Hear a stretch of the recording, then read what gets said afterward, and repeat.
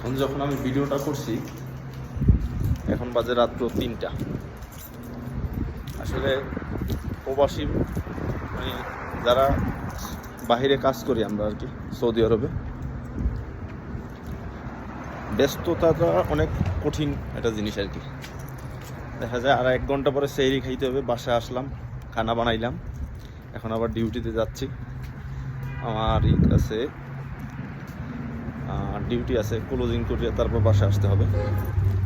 তো চিন্তা করলাম আপনাদের সাথে একটা ছোট ভিডিও শেয়ার করি যাওয়ার জন্য আর কি। ভালোই লাগলো। আমার অনেক দূরে না অবশ্য, কাছাকাছি আমার অফিস, মানে আমার দোকান আর কি। আমি একটা পিজা শপে আছি সৌদি আরবে। তো চিন্তা করলাম আপনাদের সাথে একটু বিষয়টা শেয়ার করি। আসলে ব্যস্ততা, মানে ব্যস্ততার শেষ নেই।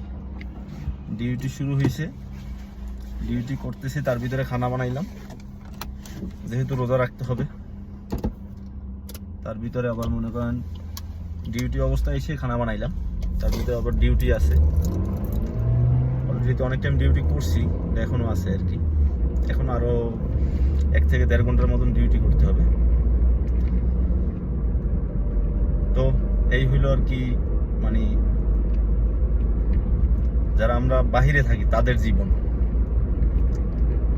আপনি যেখানে যে অবস্থায় থাকেন, আপনি যদি যতই অসুস্থ থাকেন, আপনার ডিউটি চলতেই থাকবে।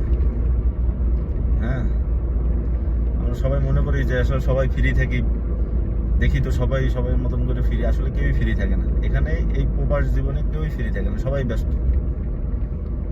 যে যার মতন করে কাজ করতেছে। অলরেডি চলে আসছে আর কি আমার অফিসের কাছে, আমার কাছাকাছি আর কি, বেশি দূরে না বাসা।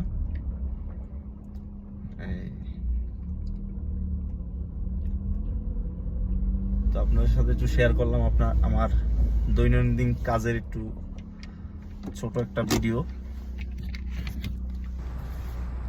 তো ভিডিওটা কেমন লাগলো অবশ্যই জানাবেন। আল্লাহ হাফেজ, আসসালামু আলাইকুম।